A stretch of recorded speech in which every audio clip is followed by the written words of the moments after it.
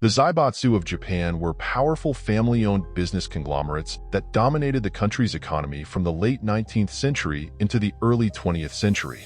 They emerged through strategic privatization of state-owned enterprises and resource acquisition, often under unique circumstances that enabled them to amass significant wealth and influence. This explainer video gives you the overview of their rise, success factors, and eventual decline. First, I will present you the key zaibatsu families and their expansion. 1. Mitsubishi. Founded by Yutaro Iwasaki in 1870, Mitsubishi started as a shipping company but diversified into mining, shipbuilding, banking, and other industries. The family's connections to the Japanese government played a crucial role in its success.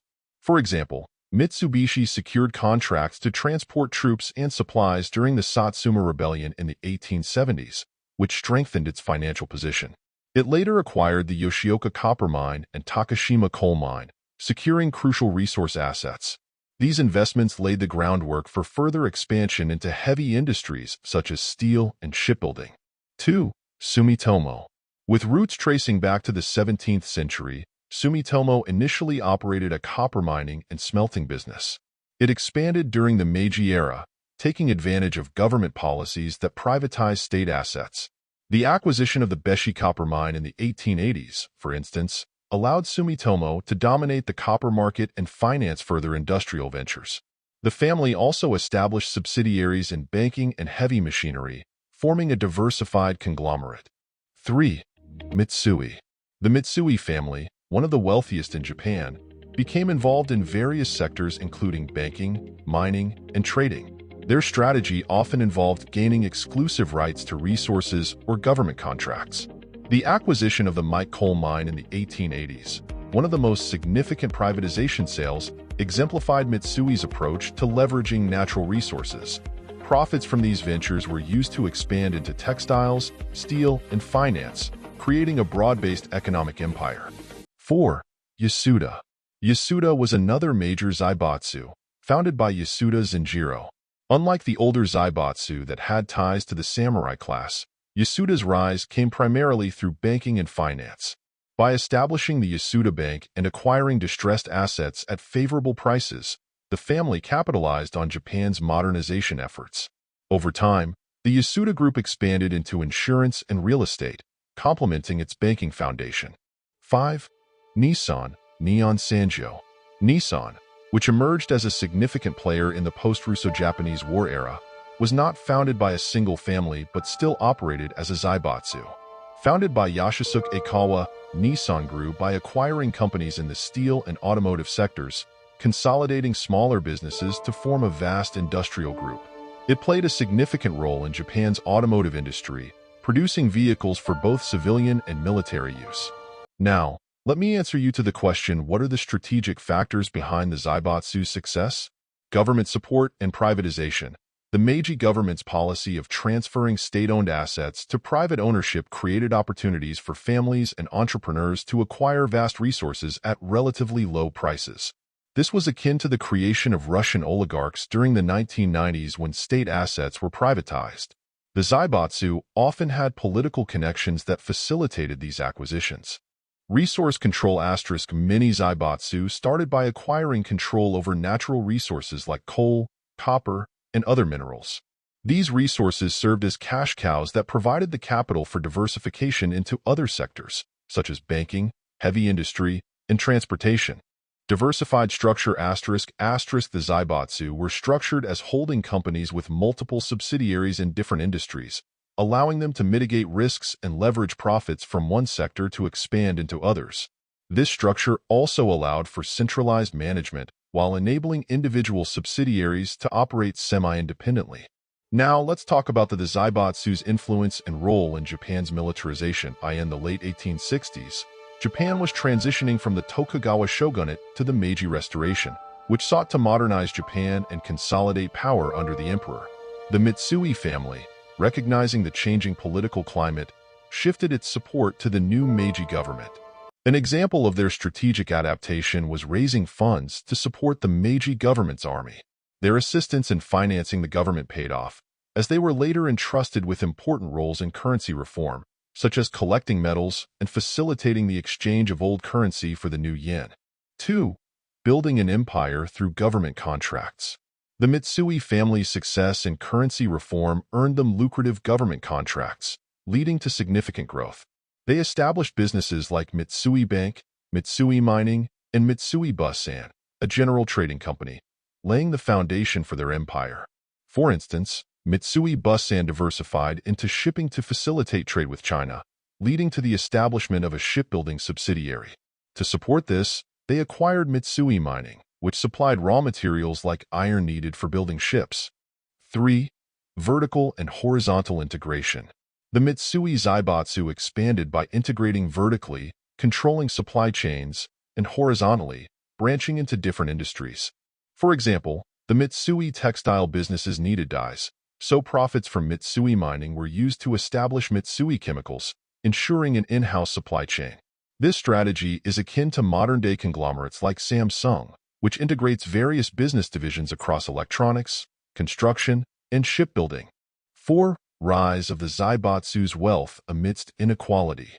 By the 1920s, Japan's economy was dominated by the zaibatsu families, who controlled substantial shares of domestic resources and industries. To finance further growth, they sold minority stakes in their subsidiaries, raising capital through the stock market while retaining controlling shares. This maneuver allowed zaibatsu families to acquire more revenue-generating assets, such as farmland and residential properties, creating massive passive income streams. At the same time, ordinary Japanese people struggled economically, leading to significant wealth inequality. 5. The role of the zaibatsu in Japan's militarization.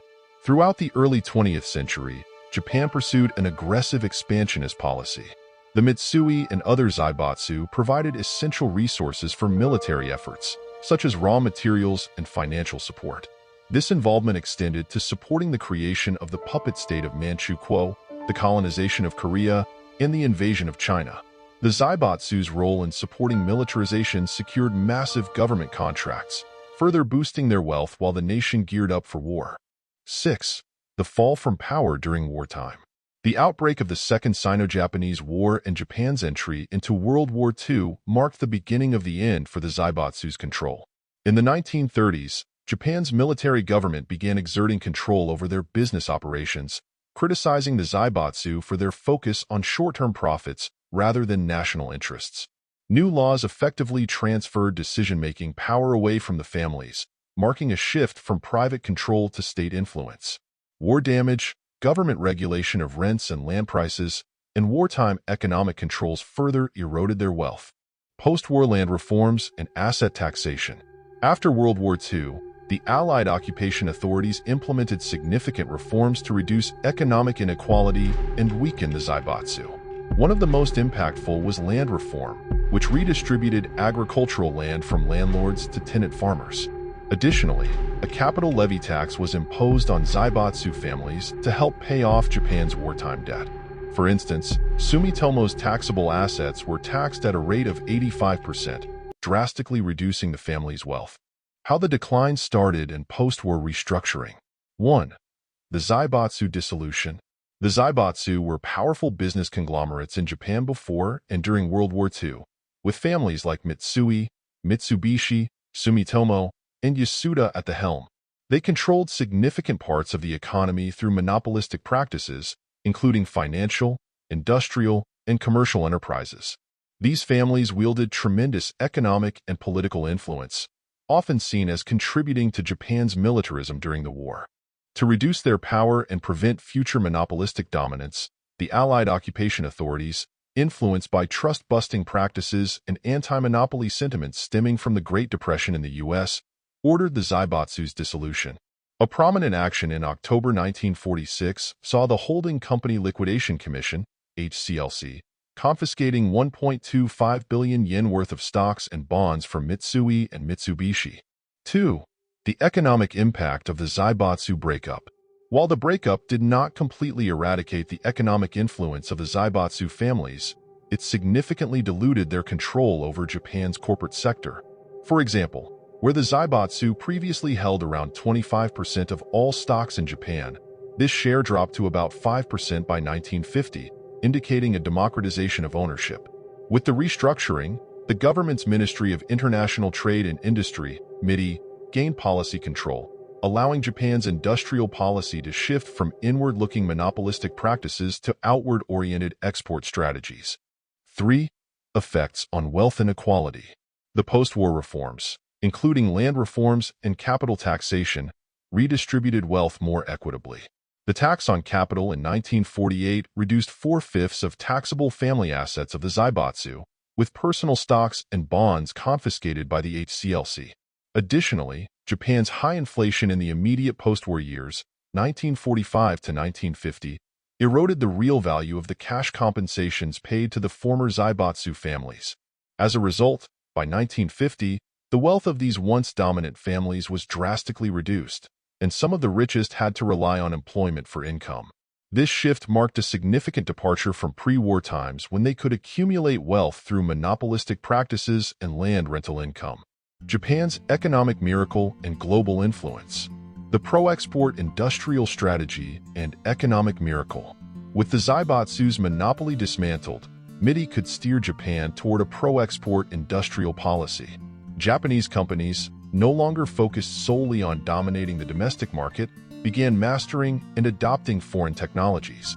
This export-oriented approach involved acquiring technology from advanced economies, improving upon it, and producing high-quality goods for international markets.